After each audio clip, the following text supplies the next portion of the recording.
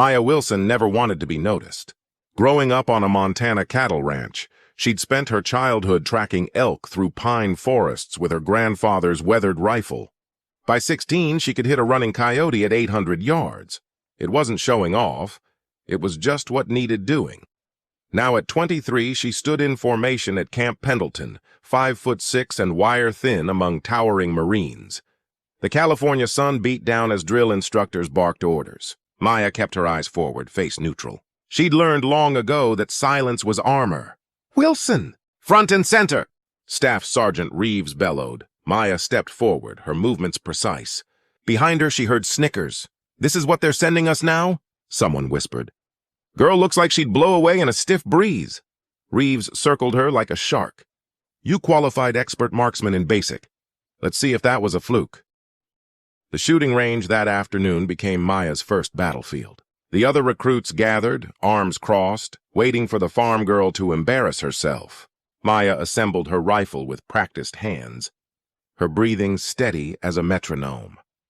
Lieutenant Audie Murphy, recently assigned as training officer after 3 tours in Afghanistan, watched from the observation platform.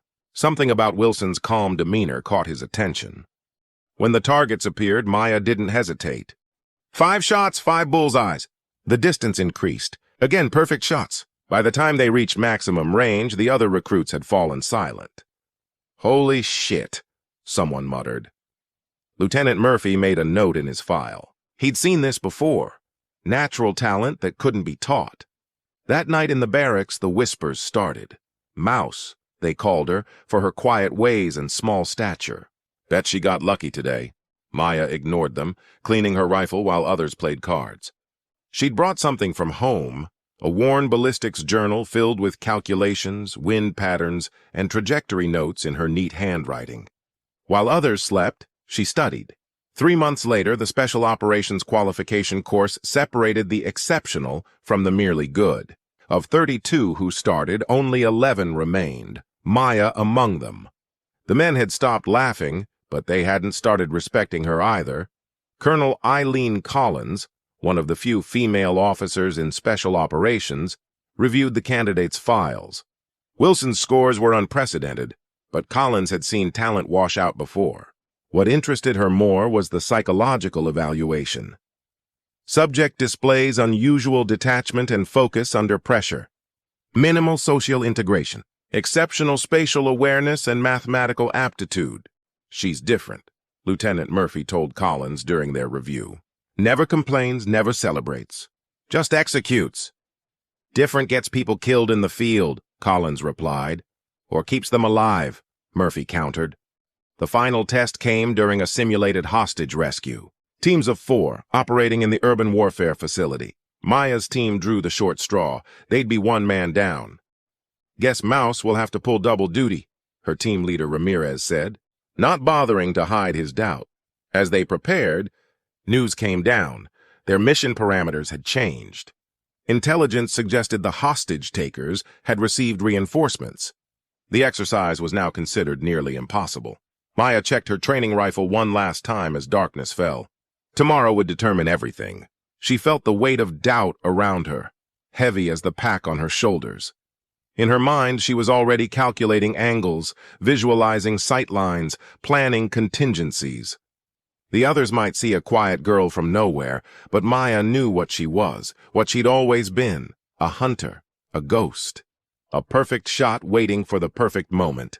And somewhere in the mountains of Afghanistan, real enemies were preparing operations that would soon require exactly what she offered. The war wouldn't wait for them to believe in her. 6 months into her deployment in Fallujah, Maya Wilson had become a shadow. The relentless Iraqi sun beat down on the city's tan buildings as she lay motionless on a rooftop, ghillie suit blending perfectly with the scattered debris. 48 hours without movement, water rationed to sips.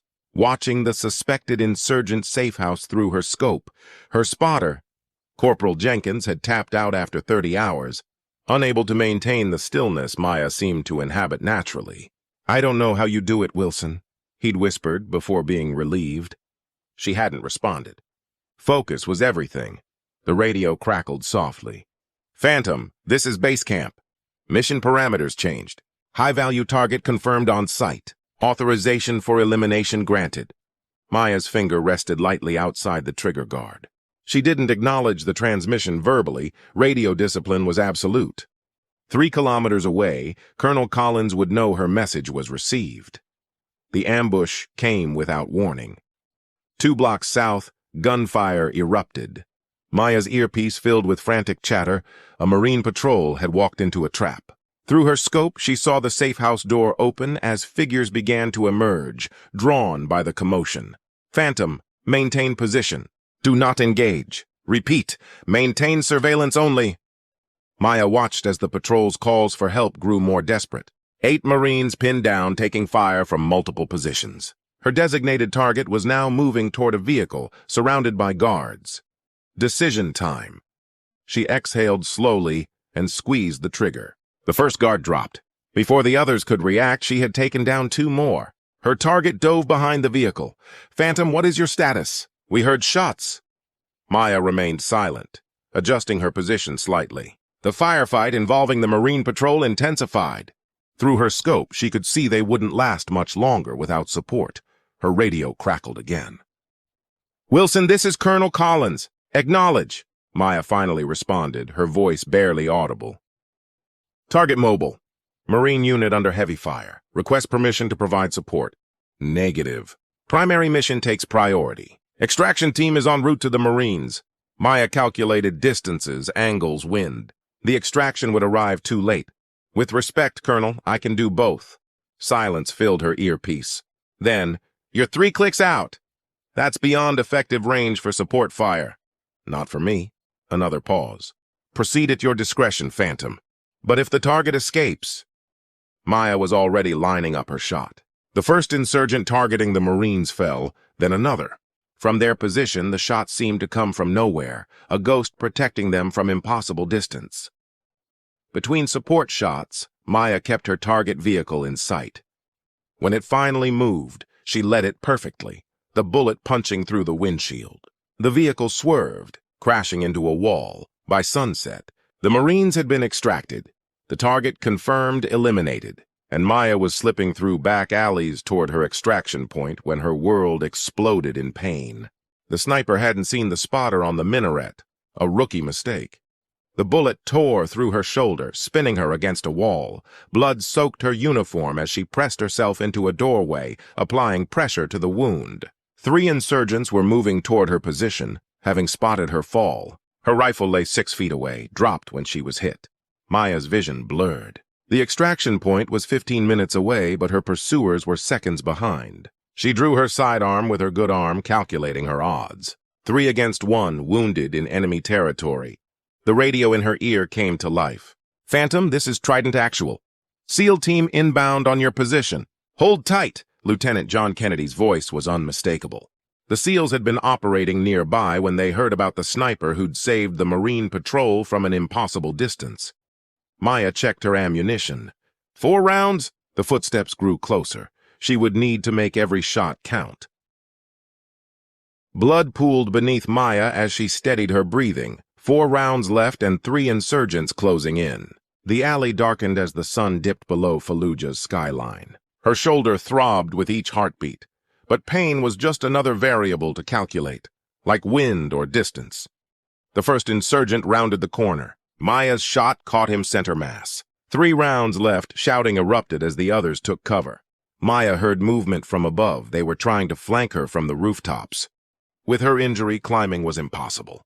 She was cornered, a flash of movement. Maya fired twice more. 1 down, 1 round remaining, 1 enemy still hunting her. The final insurgent called out in Arabic, taunting her. Maya remained silent, conserving strength. Her vision tunneled as blood loss took its toll. The extraction window was closing. If the SEAL team didn't reach her soon, a whisper of fabric was her only warning. Maya pivoted, raising her pistol as a figure dropped from above.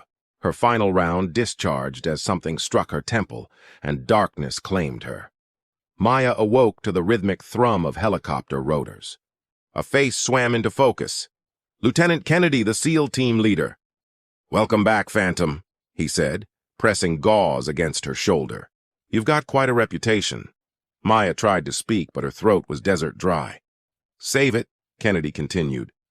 3 confirmed kills while bleeding out, plus the HVT and support for the Marine Patrol. 8 confirmed eliminations in one operation. Even for a SEAL, that would be impressive. The helicopter banked toward the forward operating base. Maya drifted in and out of consciousness, catching fragments of conversation. Never seen shooting like that. They call her Phantom because Colonel Collins wants her for... 3 weeks later, Maya stood at attention in Colonel Collins's office, shoulder bandaged but healing well. The mission report lay open on the desk. The SEAL team has requested you specifically for their next operation, Collins said, studying Maya's impassive face. Lieutenant Kennedy seems to think you're wasted as a conventional sniper. Maya remained silent. Do you know what they're calling you now? Not Mouse anymore. Collins closed the file. The insurgents have their own name for you, translated roughly as the ghost who brings death. The SEALs just call you Phantom. For the first time since joining, Maya allowed herself a small smile. 6 months later, Maya Wilson stood before a class of snipers in training, her reputation now legendary throughout special operations. The shoulder wound had healed, leaving a jagged scar she wore without comment. On her chest, decorations she never discussed. Behind her, Lieutenant Kennedy and members of his SEAL team observed. The trainees, including several women inspired by stories of the Phantom, watched with reverence as Maya disassembled and reassembled her custom rifle. Movements fluid and precise. They said you took out a high-value target from 3 kilometers, one trainee ventured. Is that true? Maya checked the rifle's scope methodically. 3.2. The room fell silent. How? Another asked. Maya finally looked up, meeting their eyes one by one. Most snipers try to overcome the environment. Wind, distance, gravity. They fight against these things. She shouldered her rifle, demonstrating her form. I don't fight them. I use them. The wind becomes my ally. Distance is just a number. Patience is my real weapon. She gestured toward the training range, visible through the windows. Out there, they'll tell you it's impossible to hit targets beyond certain distances.